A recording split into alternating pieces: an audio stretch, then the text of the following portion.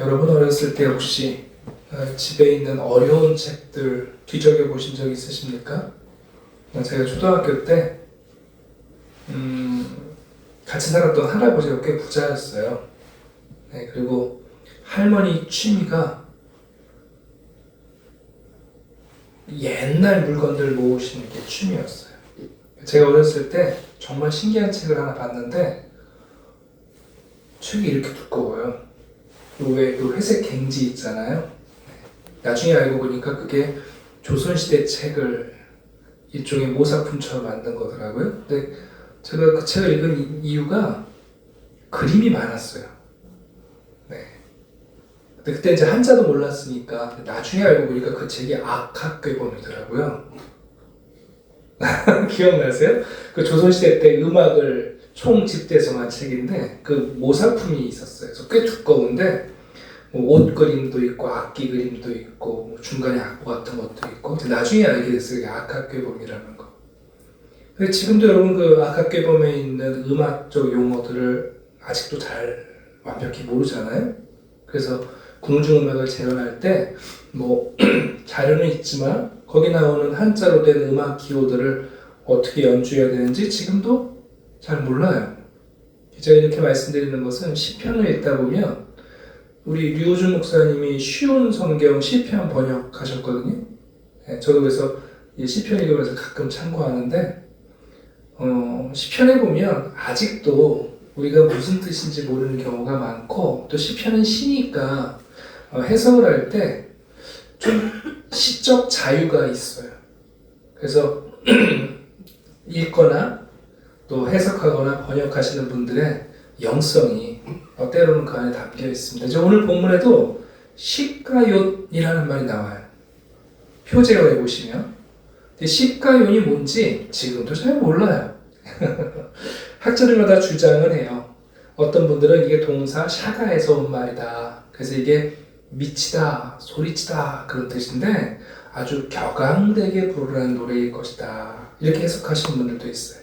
또 그러나 이 시가욤이라는 말을 이스라엘이 아니라 고대 근동의 다른 문화권에서 채용하시는 분들은 이게 음악적 리듬에서 쿵, 쿵, 쿵 드럼 소리 있죠. 드럼에서도 이제 쿵쿵을 베이스라고 하는데 그렇게 큰 리듬에 따라서 노래를 부르라는 음악적 기호일 것이다. 그렇게 해석하시는 분들도 있어요. 뭐 그 외에도 다양하게 해석하는 경우가 있는데 정확히 뭔지 몰라요. 그리고 또 한 가지는 오늘 배경에 보니까 베냐민인 구시의 말에 따라 이렇게 되어 있어요. 근데 성경에 이 베냐민인 구시가 무슨 일을 했는지 성경 어디도 나와 있지 않아요. 그러니까 이제 이 표제어를 맞소라 학자들이 시편을 집대성하면서 시편을 백성들이 읽어갈 때 이해할 수 있도록 표제어를 붙여준 건데 그런데 그때 당시에는 이 베냐민 구시가 누구이고 무슨 일을 했는지를 아마도 사람들이 알고 있었고 책에 있었을 텐데 다른 책에 그러나 성경에 나오는 인물은 아니에요. 그러니까 우리가 유추해 보건데 여러분 다윗이 사울로부터 계속 쫓김을 당하고 여러분 도망쳐 다니잖아요. 이제 사울이 베냐민 지파이고 그러다 보니까 아마도 이 구시라는 사람이 바울에 대해서 모함하거나 아니면 악의적인 부당한 고발을 했던 인물일 것 같아요. 여러분 혹시 살아가시면서 억울한 일 당해보셨어요? 억울한 일. 또 어떤 사람한테 아주 그냥 악의적인 모함을 당하거나 아니면 실제로 거짓말하는 증인 때문에 재판장에 가거나 혹시 그런 분들 계세요? 참 힘들죠. 억울하면 팔짝 뛰잖아요, 사람들이. 억울한 일 당하면 얼마나 힘들어요. 어렸을 때, 초등학교 때 내가 물건 안 가져갔는데 여러분 반 친구들이 다 나를 도둑으로 알고 선생님이 나를 도둑 취급하면 얼마나 억울합니까? 그렇죠? 집에서 저도 어렸을 때요 저희 어머니가 금반지를 잃어버렸어요. 근데 누님들이 자꾸 나를 의심해요. 지금도 억울해요. 정말 안 가져갔거든요. 아니 초등학교 아이가 금반지 가져가서 어디다 파냐고요. 저는 지금 생각하면 저희 어머니와 누님들도 참 지혜가 없는 것 같아요. 아니 어머니 지갑에서 돈을 가져가면 애들이 가져가지 큰 반지 가서 뭐 하냐고요. 뭐 여자친구가 있어 반지 주겠어 뭐 하겠어요. 아무튼 그 반지를 못 찾았는데 정말 억울해요. 그런데 여러분들도 그런 일 겪으셨을 텐데 그러나 여러분 억울해서 죽기까지 억울해 본 적은 없으시죠? 네. 나의 평판이 좀 나빠지고 사람들이 나를 의심하고 멀리하고 나를 그런 사람 취급하는 게 불편했던 적은 있고 또 금전적 손해를 보는 경우도 있지만 여러분 억울한 일 당해서 죽음의 자리에 내몰리신 적은 없으실 거예요. 오늘 이 시편 기자는 여러분 부당한 고발에 의해서 악한 위증자에 의해서 정말 생명의 위급함에 놓인 사람이에요. 읽어볼까요? 여호와여 내 하나님이여 내가 주님께 피합니다. 나를 쫓아오는 자들에게서 나를 구원해 주시옵소서. 근데 이 쫓아오는 사람들이 보통 사람들이 아니에요. 이 사람들로부터 나를 건져낼 자가 없습니다. 그래서 두 가지 비유를 들어요. 첫 번째는 사냥 비유죠. 네. 사자같이 나를 찢고 나를 뜯으려고 합니다. 그냥 거짓 증인으로 아니면 모함을 해서 나한테 조금 손해를 입히거나 나의 평판을 깎아먹는 게 아니라 정말 이 사람들은 나를 물어뜯으려고 하고 나의 죽음을 보기 전에는 그 고발을 멈추지 않는 사람들이에요. 또 하나는 재판의 이야기죠. 여러분 정말 이런 어려운 일을 겪게 되면 이 시인은 생각하는 거예요. 이런 모함에 걸리고 이런 거짓 증인들에 의해서 도무지 세상에서는 내가 이 올무를 벗어날 길이 없는 거예요. 이제 그때 어떻게 할 거예요? 우리가 다윗의 이야기로 말하면 여기 뒤에 3절에 나오거든요. 이 시인 다윗은 이렇게 얘기해요. 하나님 정말 저들이 나에 대해서 모함하는 것처럼 내가 그런 일을 했다면 그들이 나에게 말하는 것처럼 내가 누구의 것을 강탈하거나 아니면 내가 왕과 맺었던 충성의 언약을 내가 파기하고 내가 반역의 마음을 먹었다면 그렇다면 뭐라고 돼 있어요?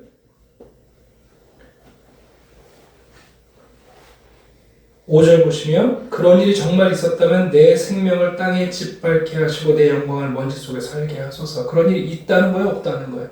없다는 거예요. 네. 그러면서 이 시인이 세 가지를 얘기해요. 제 손에 죄가 있거든. 정말 내가 그렇게 진토가 되겠습니다. 그래서 죄라는 말은 무슨 완전한 불의를 얘기하는 게 아니라 그들이 고발하는 내용이 정말 나한테 있다면 내가 그렇게 원수들이 원하는 것처럼 내가 죽겠습니다. 또 두 번째 하는 건 이거죠. 화친하는 자. 내게 선을 행한 자에게 내가 악으로 갚으려고 했다면 만약 그런 일이 있다면 그건 역시 제가 마땅히 그들의 밥이 되겠습니다. 마지막은 뭐냐면 내가 까닭 없이 원수를 구했다. 이게 되게 중요한 표현인데 여러분 다윗이 사울을 2번이나 살려주잖아요. 네, 사울왕을 2번이나 살려줘요. 한 번은 동굴 안에서 그가 용변도로 왔을 때 살려주고 또 한 번은 광야 빈들에서 잠자고 있는 사울을 살려줘요. 그런데 여러분 그거 다윗이 귀찮아서 살려준 거예요? 다윗이 게을러 갖고 안 죽인 건가요? 그거 아니잖아요. 다윗이 뭐라고 말하냐면 제가 까닭 없이 원수를 구했다면 제가 정말 아무 의미가 없고 내가 게으르고 내가 귀찮아서 그를 살려주었다면 그렇다면 저들의 억울한 모함에 제가 당연히 그들의 밥이 되겠습니다. 그러나 이 시인은 얘기해요. 정말 그들이 말하는 그 고발은 부당하고 그들의 증거는 위증이고 그래서 제가 그들의 악한 위증 때문에 죽임에 당하게 됐습니다. 근데 나를 구해주실 분이 하나님밖에 없습니다 하는 거예요. 아까 말씀드린 것처럼 물건 하나 훔쳤다고 모함받는 거, 내가 남몰래 뭘 어떻게 사취했다고 여러분 오해를 받는 게 아니라 정말 그 증거 때문에 여러분, 거짓된 위증 때문에 여러분 억울하게 죽임 앞에 놓이는 경우가 있는 거죠. 우리 시대에도 한국의 정치사를 보면 실제로 여러분 없는 죄 만들어서 사형 선고 내리잖아요. 네. 경찰들도 최선을 다하고 검사들도 최선을 다했겠지만 여러분 다시 재판에서 무죄 방면받는 경우 있잖아요. 네. 여러분 그 사람 얼마나 억울할까요? 무기징역을 선고받고 심지어 사형을 선고받고 그러면 어느 변호사를 만나고 어느 검사를 만나면 해결이 되겠어요? 지금 그런 상황인 거죠. 여러분의 생에 그런 일이 없어야 되겠습니다만 그러나 우리 또 한 해 살면서 억울한 일 많이 있을 거예요. 네. 자, 이제 시인은 잠시 숨을 고릅니다. 셀라. 그리고 이렇게 얘기해요. 그들의 분노. 왜 그들이 나를 거짓으로 모함하고 그들이 나에 대해서 거짓 증인 거를 하는가? 나를 여러분 잡아먹으려는 거 아닙니까? 그들의 분노 앞에서 나를 구해줄 사람은 없고 그 악인들의 노와 균형을 맞추려면 하나님이 진노하셔야 된다는 거예요. 그러니까 이 시인이 여러분 깨닫는 게 뭐냐면 모든 재판이 의롭지 않다는 것을 깨달아요. 여러분 모든 재판이 공정하지 않고요. 모든 재판이 정의를 이루지 않습니다. 공의로운 재판장이 정의의 판결을 내리는 거지. 여러분 재판한다고 해서 다 정의가 이루어집니까? 아니요, 그렇지 않습니다. 그래서 다윗은 말하는 거예요. 여호와여 일어나사 내 대적들의 노를 막으소서. 일어나소서 막으소서 깨소서. 의로우신 하나님이 심판을 명령하소서. 하나님이 재판해 주십시오. 네. 여러분 삼심을 하면 뭐합니까? 헌법재판소 대법원을 가면 어떡합니까? 뭐합니까 여러분? 불의한 재판장들이 재판을 하고 불의한 증인이 여러분 증인 역할을 하면 어떻게 여기서 벗어나겠어요? 그러니까 이 시인이 이 성도에게 남은 유일한 소망은 뭐냐면 의로우신 하나님이 일어나서 막으시고 깨셔서 그 재판을 해 주십시오. 하나님은 어떤 분이시냐? 7절 봅시다. 민족들, 모든 민족을 공정하게 재판하시는 분이고 8절 보시면 만민을 공정하게 재판하시는 분이에요. 여러분 이 땅의 정의와 공의는 재판이나 사법제도나 아니면 또 다른 법을 만들므로 세워지는 것이 아니라 의로운 분이 여러분 의롭게 다스릴 때 공의와 정의가 이루어진다는 사실을 고백하는 거예요. 8절 봅시다. 여호와께서 만민에게 심판 행하시오니 여호와여 나의 의, 나의 성실함을 따라 나를 심판하소. 무슨 얘기예요? 여러분 하나님 공의로운 분이 재판장이 아니시라면 나의 의와 나의 성실은 의미가 없어요. 이게 굉장히 중요한 전환이에요.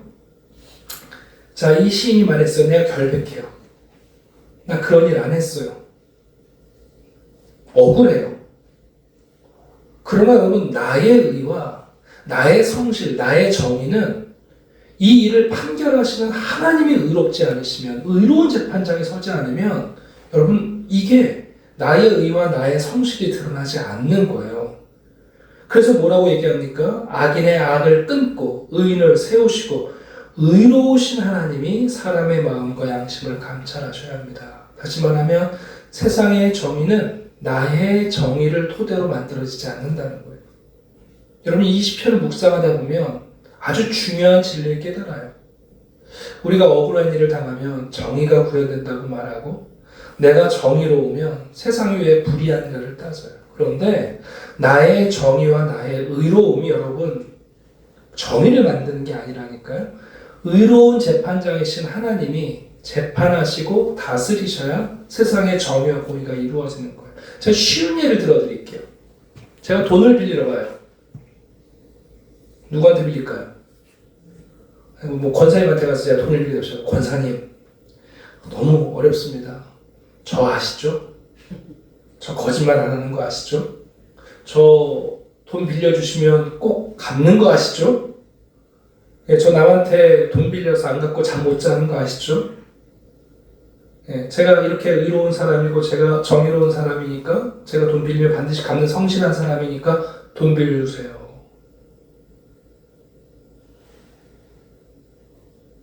근데 여러분, 그분이 저한테 돈을 빌려줘요. 그러면 그게 나의 성실과 나의 정의와 나의 의로움 때문일 것 같으세요?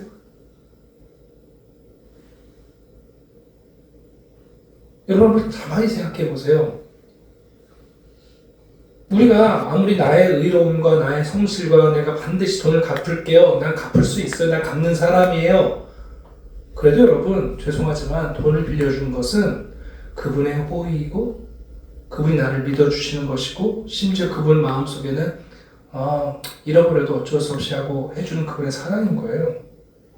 우리 성도들이 가끔 오해하는 게 뭐냐면 하나님 앞에서 나의 의와 나의 진실함이 그게 드러나는 것이 하나님의 의라고 생각할 수 있는데 그게 아니란 말이에요, 여러분.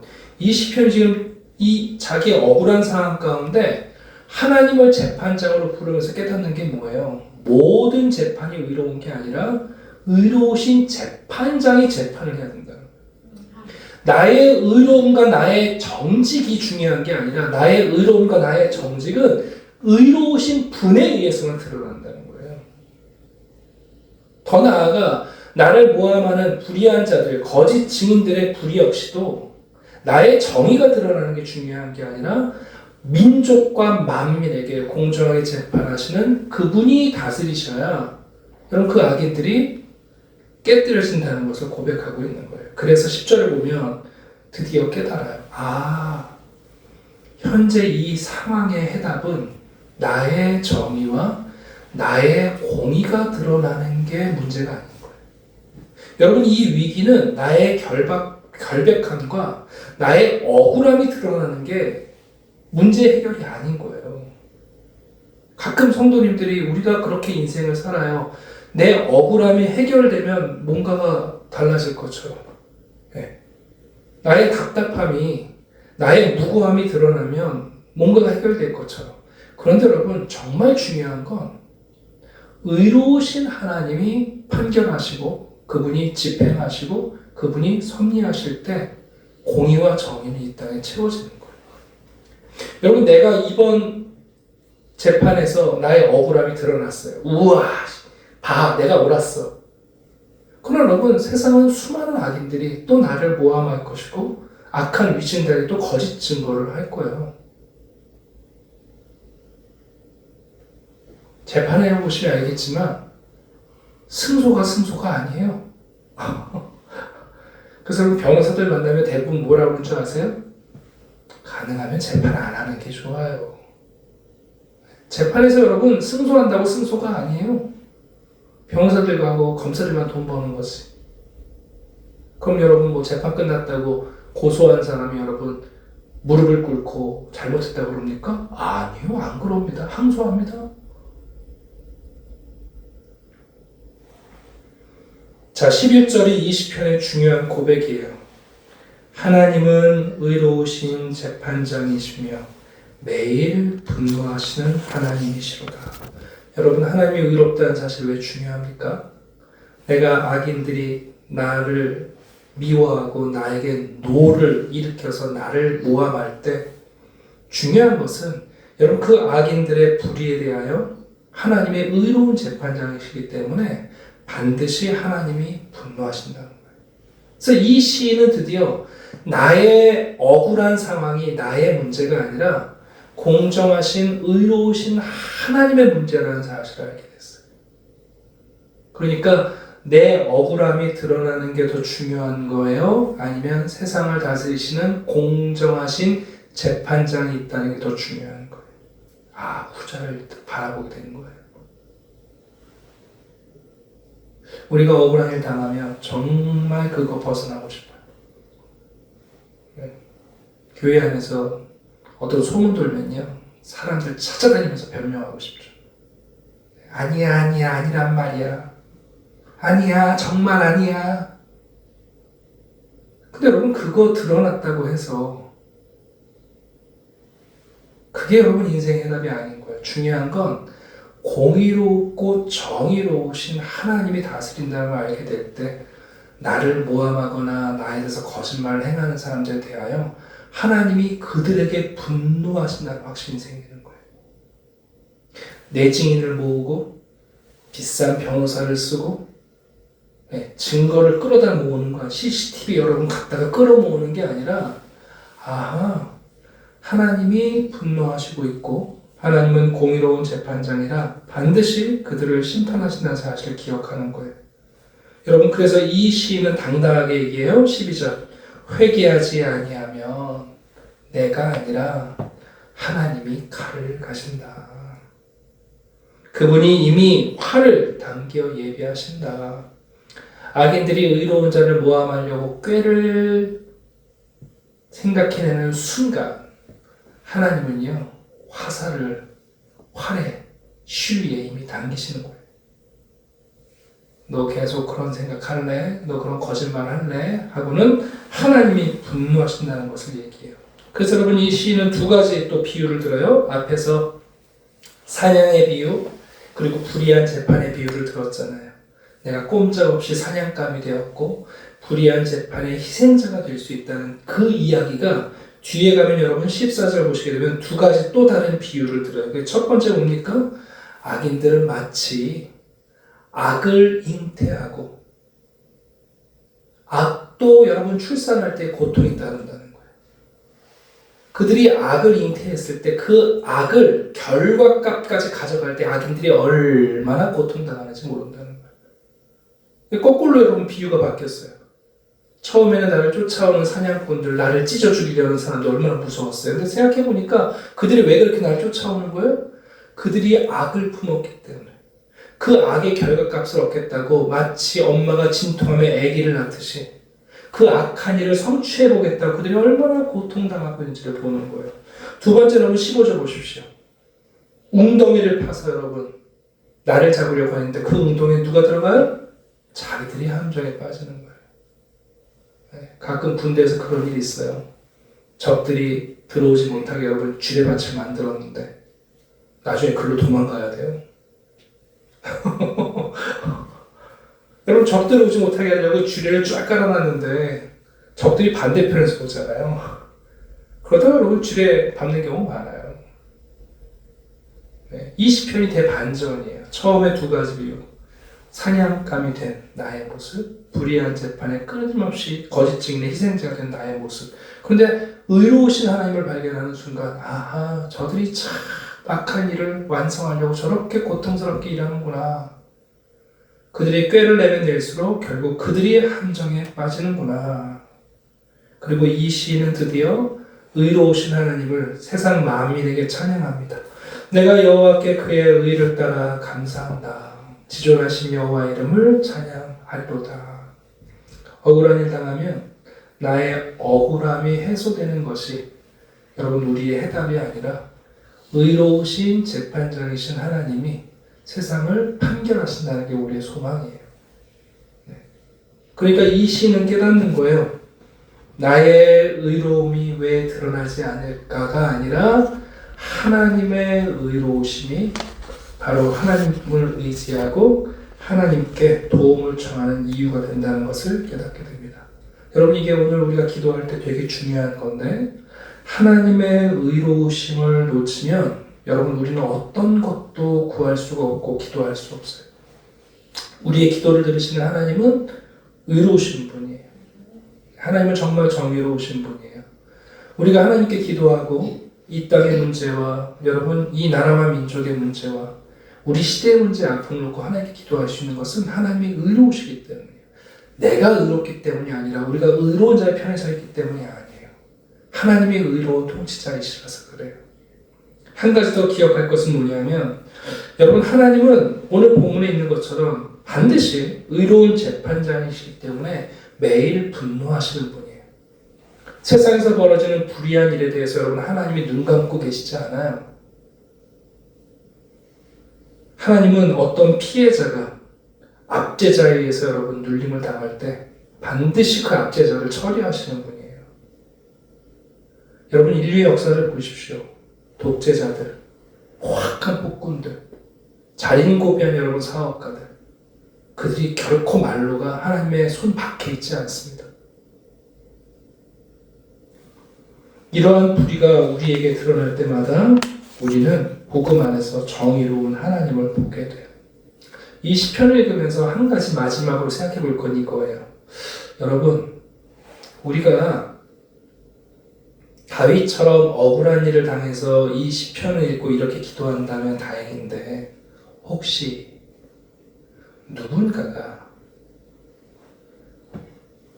내가 그를 모함하고 내가 누군가에 대해서 거짓 증거하기 때문에 나를 두고 하나님께 이렇게 기도하고 있다면 여러분 우리 두렵게 여겨야 돼요.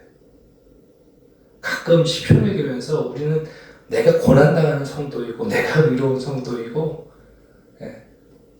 근데 여러분 거꾸로 만약 누군가가 나 때문에 여러분 이런 기도를 드리고 있다면 우리 여러분 꼼짝없이 하나님 앞에서 진노의 대상으로 놓여 있는 거 아닙니까? 여러분 다윗의 생애를 보면 참 재미있어요. 거울처럼 마주대하는 게 뭐냐면, 다윗이 젊었을 때는 억울하게 사울로부터 도망자의 삶을 사는데, 다윗의 노년이 되면 여러분 억울하게 압살롬이 반역을 일으켜요. 장인이었던 사울이 사위였던 다윗을 잡아 죽이려고 했는데, 다윗의 노년에는 여러분 아버지인 다윗과 가장 사랑하는 아들 사이에 여러분 왕권을 놓고 다퉈요. 그때 여러분 다윗은 선택해야 돼요. 나도 사울처럼 압살롬을 어떻게 할 것인가. 근데 여러분 다윗이 거기서 갈팡질팡하거든요. 우리가 알고 있는 것처럼 요압 장군이 여러분 전쟁에 나가서 승리했는데 다윗이 어떻게 해요? 거의 울어요.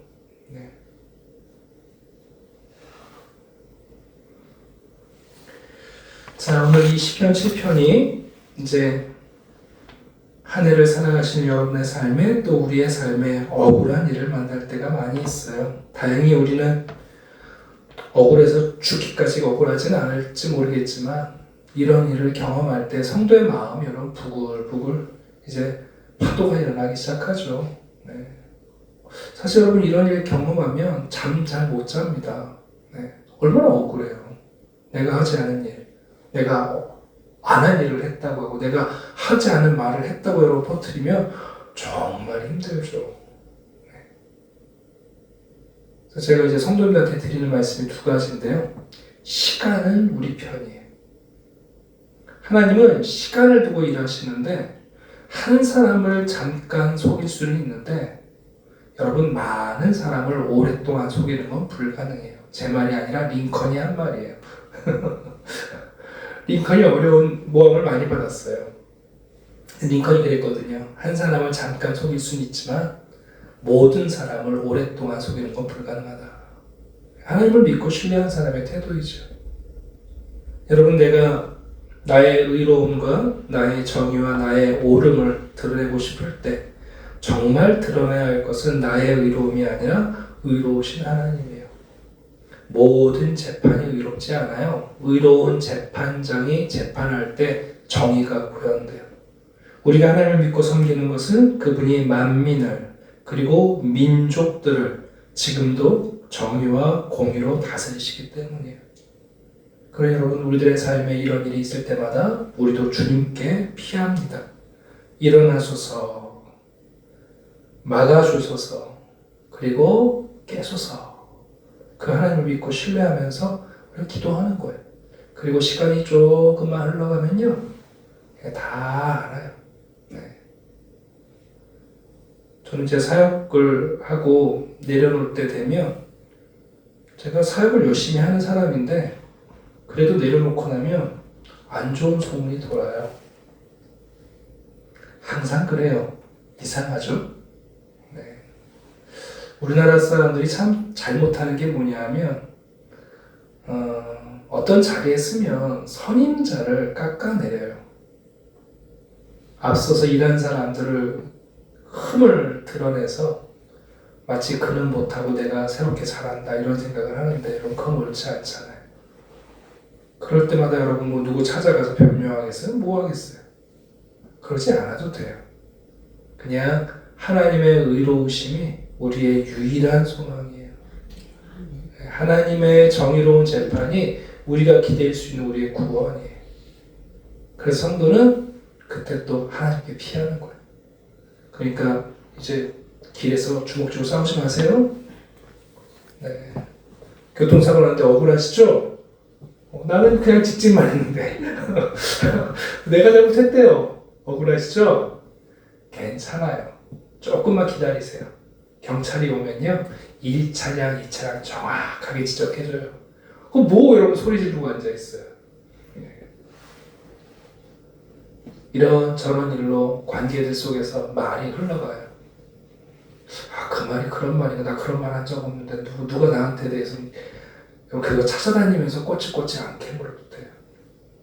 네. 목사님들 가운데 말 돌면 그냥 교인들한테 전화하시는 분 많이 있는데 저 전화 안 하거든요. 뭘 전화할 게 뭐 있어요. 시간 지나면 알겠지. 네. 여러분 이 시편이 바로 그런 우리들에게 나는 여호와의 의를 따라 감사합니다. 나의 의가 아니에요. 내가 그런 죄 안 지었다는 게 나의 소망이 아니라, 그죠? 나 그런 일 안 했다는 게 여러분 나의 복음이 아니에요. 네. 하나님이 의로우시다는 게 내가 감사의 조건이에요. 내가 그런 재판장을 만났어요. 얼마나 감사해요. 네. 진짜 정의로운 재판장을 만난 거예요. 얼마나 감사합니까, 여러분? 그래서 나의 영광이 아니라 지존하신 여호와의 이름을 찬양합니다. 이게 이 시편에서 던지는 성도들의 삶의 비밀입니다. 자, 오늘 이 말씀 의지하면서 기도할 때 혹시 여러분 억울한 일 당하셨으면 의로우신 하나님이 우리의 유일한 소망입니다. 또 앞으로도 인생을 살아가시다가 이런저런 공동체 안에서 여러 사람들의 오해나 모함 가운데 처할지라도 여러분 그거 하나님이 분노하고 계세요. 나보다 더 하나님이 분노하고 계세요. 그것을 꼭 기억하시고 조금 하나님 안에서 여유를 찾고 기다리며 주님의 재판에 우리가 처분을 맡기는 것, 그게 성도의 지혜입니다. 자, 우리 뒤에 보시면 주님 큰 영광 받으소서 찬양이 있는데 이 찬양하고 함께 말씀 의지해서 기도하겠습니다.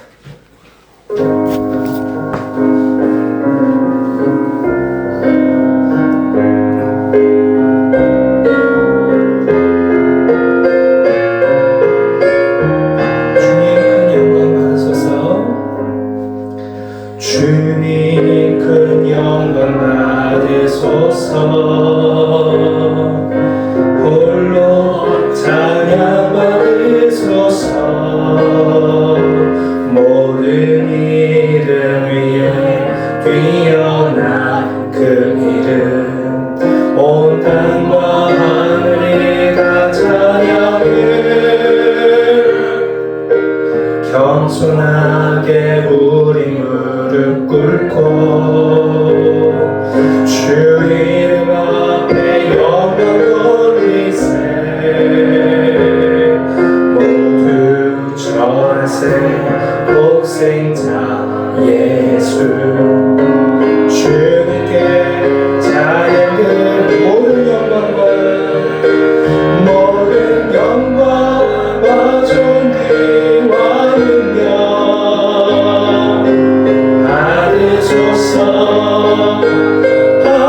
받으소서. 모든 영광과 존귀와 능력 받으소서.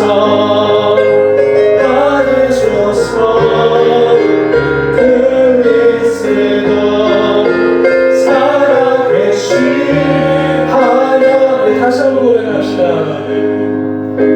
주님 큰 영광 받으소서. 홀로 찬양 받으소서. 모든 이들 위에 뛰어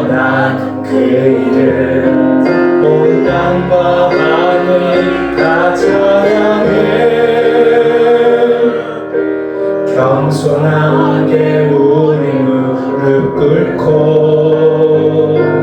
주님 앞에 영광 돌리세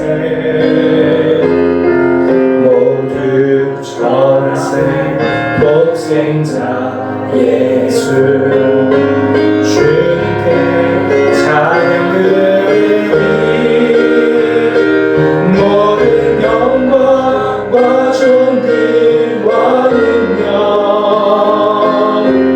받으소서 받으소서 모든 영광과 존귀와 능력 받으소서 받으소서 그리스도 살아계신 하나님. 시편 7편을 묵상하다 보면 다윗을 뛰어넘는 한 분을 떠올리게 돼요. 바로 그분이 예수 그리스도세요. 예수님이 성경이 나에 대해 말하는 것이다 그러시면서 제자들에게 시편을 가지고 자기의 죽음과 부활을 가르쳐 주세요. 여러분, 억울한 모함, 그것도 신성모독, 하나님이라고 십자가에 달려 죽는 저주를 예수님이 모함 받으시면서 여러분 죽으시는 거 아닙니까? 시편 7편의 다윗보다도 어쩌면 예수님은 이 시편에 있는 내용을 몸소 겪으신 분이시잖아요. 네. 말도 되지 않는 제사장들이 고발을 하고 증인 고발하는 사람들의 내용도 일치하지 않는데, 그러면 여러분 예수님께서 도살장에 끌려간 어린 양처럼 그 불의한 재판 속에서 예수님 그대로 받으세요. 네. 그리고 예수님께서는 하나님을 바라보세요. 예수님이 불의하지 않다는 것, 죄가 없다는 것, 그분이 선하신 분이라는 것, 그분이 모든 일을 다 잘하셨다는 것. 여러분, 백성들이 그거 몰랐나요?